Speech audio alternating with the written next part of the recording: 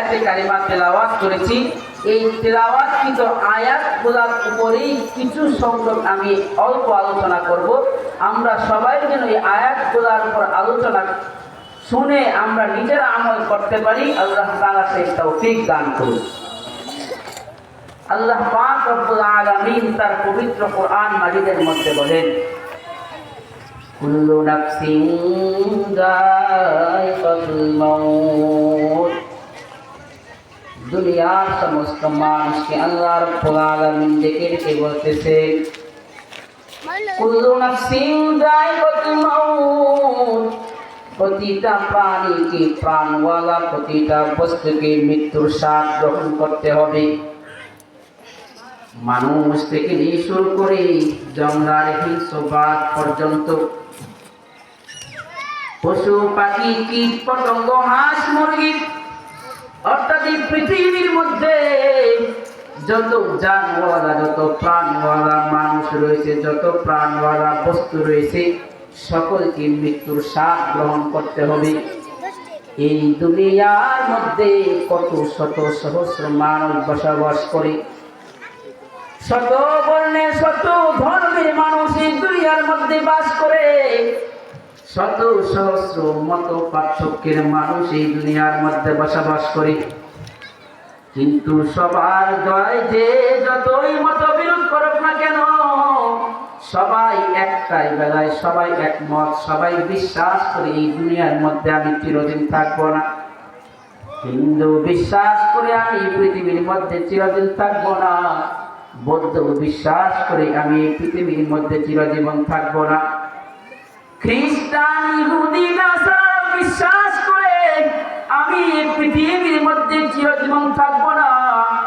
অর্থাৎ এই দুনিয়ার মায়া ছেড়ে, সকলকে ছেড়ে সকলকে চলে যেতে হবে। তাই তো আল্লাহ তাআলা বলেন, কুল্লু নাফসিন যায়কাতুল মাউত।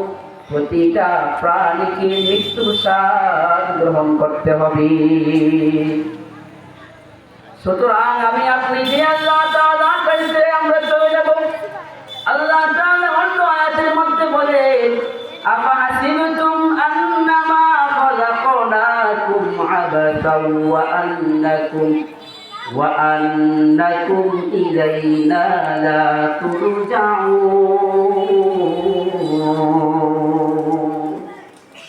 আল্লাহ রাব্বুল আলামিন বলেন, আফাহাসিবতুম, তোমরা কি মনে করেছো, তোমরা কি ধারণা করেছো, আন্নামা খালাকনাকুম আবাসা, তোমাদেরকে কি এমনি অযথাই সৃষ্টি করা হয়েছে? না না, ওয়া আন্নাকুম ইলাইনা লা তুরজাউন, তোমাদের এই সকলকে আমি আল্লাহ রাব্বুল আলামিনের নিকট ফিরে আসতে হবে।